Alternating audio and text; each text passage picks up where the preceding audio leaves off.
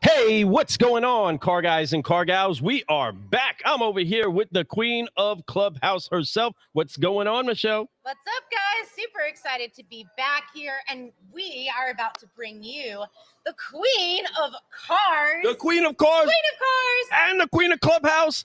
All in one show. There what? We go. Are you serious? Well, then you know what to do, car guys and car gals. Tag a car guy. Tag a car gal and share. We will be right back right after this.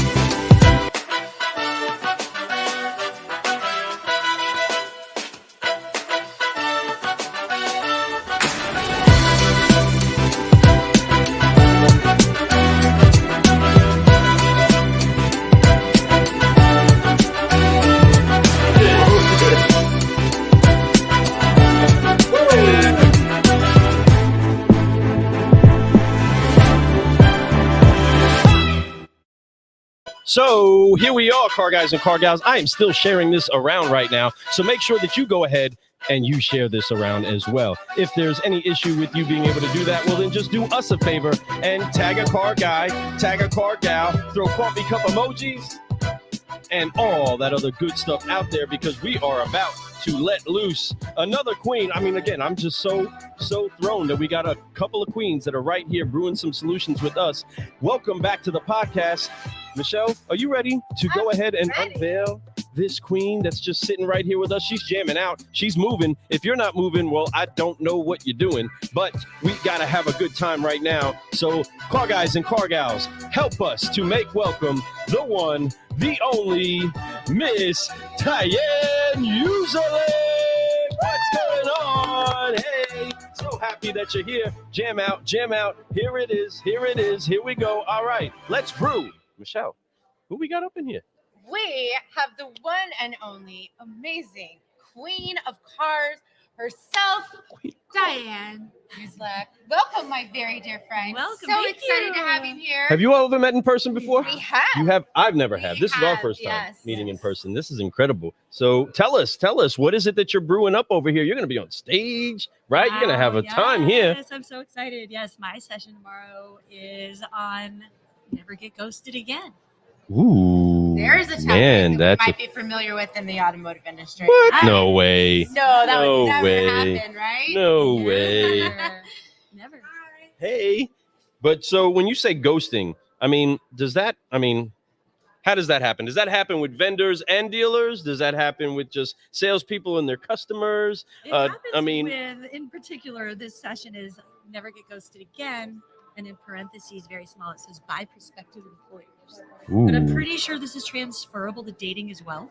I'm sure. Yes. And probably to customers and all different types of relationships. And Diane, you have an amazing company called Auto Careers Online. And one thing that we have been asking every one of the ladies that is coming here today is about advice that you would have. And you've been in the industry for a really, really long time. And what is something that you would tell women if they are seeking maybe to come into the automotive industry? They're looking for an automotive career.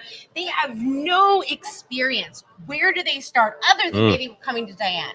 Oh my goodness gracious, where do you start? So I would say get a really strong mentor that is a woman, preferably, but it doesn't have to be a woman. It can be a man or a woman, but a really good mentor.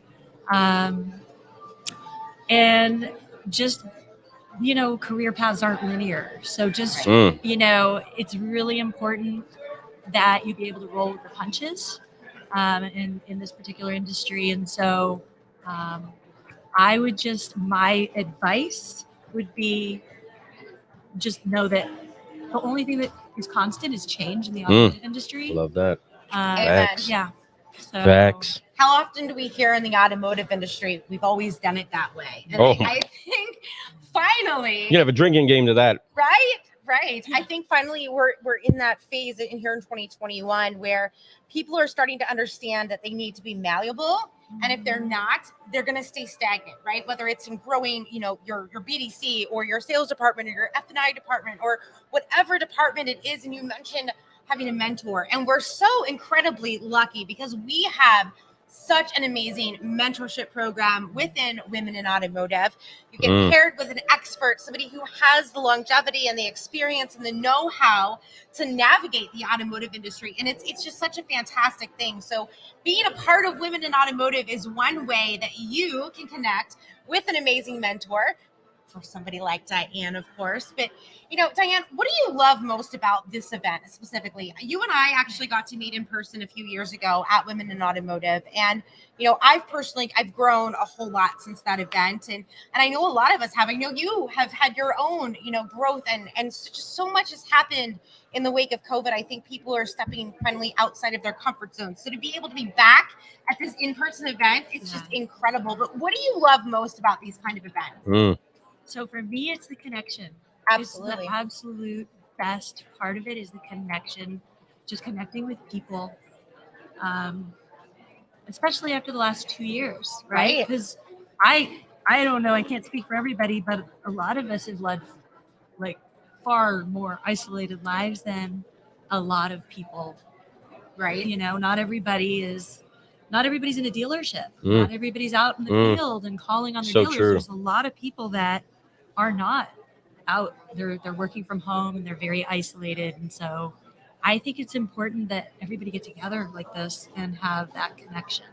Absolutely. And I think it's great too that within the confines of automotive, even though we've seen the shift and we had to go through all of these things these last couple of years, right, Lou? There are so many opportunities now, even if you're outside of the dealer space, right? So whether you're a vendor, you have opportunities in automotive, whether it's from the social perspective or marketing, or there are so many new opportunities that are available where you don't necessarily have to work in a dealership anymore to be a part of this amazing industry, right? That's an absolute fact. And the thing that has been captivating so many other people is that they're finding out that there's not just lucrative opportunities in the industry, right? There's a lot of money that flows in and out of this business, but that it is actually easier to jump in finding the right mentors. I can't tell you how many people have connected into a business that they didn't think that they would actually thrive inside of, quote unquote, the automotive industry,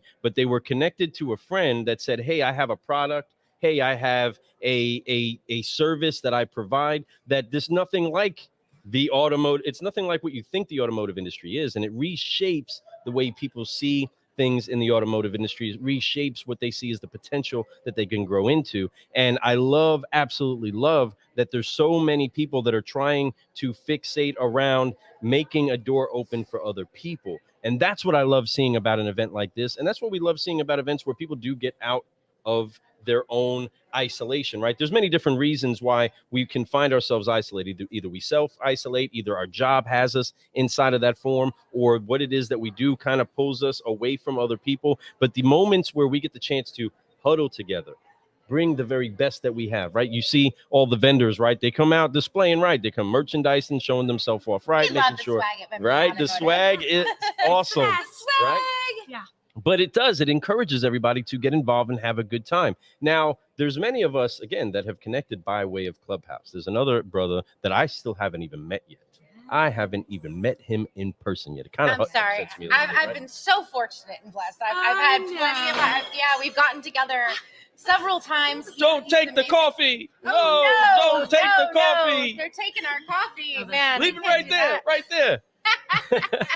But there's this brother that I am so excited that he's actually here with us. He's been actually with us all day, helping us with our sound issues and helping us know what's going on, giving us a whole bunch of love. So we're going to go ahead and bring somebody into the show right here live. He's hanging out in the background. Looks like he's got a day off. I mean, it is Sunday, right? So we can get the chance to relax. That's what I'm saying, right? Especially over there at Bravo, right? Doing his thing. Yeah, he's in the backstage right now, bravoing it up. So car guys and car gals, help us to make welcome. I mean, we got two queens over here. Let me welcome this young king up inside of this cafe. My brother, the one, the only, Mr. Demetrius Naylor. What's happening, brother? How are you? And I can't hear my brother. I can't hear you. I can't hear you. I think you need to unmute, Demetrius. Boom. Bam, there he goes. Hey, welcome to the show, friend. What's up with you? What's going on? And hi to the beautiful ladies. How are y'all? Hello. Demetrius, what is it that you feel as though, one, why is it that you are so engaged with us today? What is it that's captivating you about these incredible women that all have something great to say about my brother, right? What is it that has you so attentive to what's percolating with the women in automotive right now? Listen, I think we need more women in automotive. They bring a preciseness, they bring a calculated depth and breadth to the industry. They're way more detail oriented than I am. And I love Michelle McClain. I love you. I love Diane. I love everybody that I've saw so far. But at the end of the day, I couldn't be there taking over the dealership. I just could not be there, make the time for it. I wanted to, but could not. But I just want to learn. Every chance I get, and I haven't even had the TV on all day. Stephanie called me and was like, "You're not watching the game or nothing?" I was like, "No, I'm just soaking in all this knowledge from these wonderful ladies." I love it. Yes, because we're so grateful for your support, Demetrius. And yes, you and I, we go way back, and we go way we back. do. I'm really I'm so blessed for your friendship, and I've watched you evolve and grow through this industry, and I think sometimes it's really important from a male perspective, because you hire women constantly in this business. You and I have had numerous conversations about the opportunities that women nowadays they have in our industry. Where do you see the future of women in automotive, and how important is it to you as a dealership, somebody who is running a store, to be able to have that kind of diversity and to be able to bring women into your dealership? How do you see it growing each and every department that you personally have? And you're running a big store right now, right? You're working for Alex Flores. Hey, Flores. We love that. But where do you see the importance and the role of women? How important is that to your store?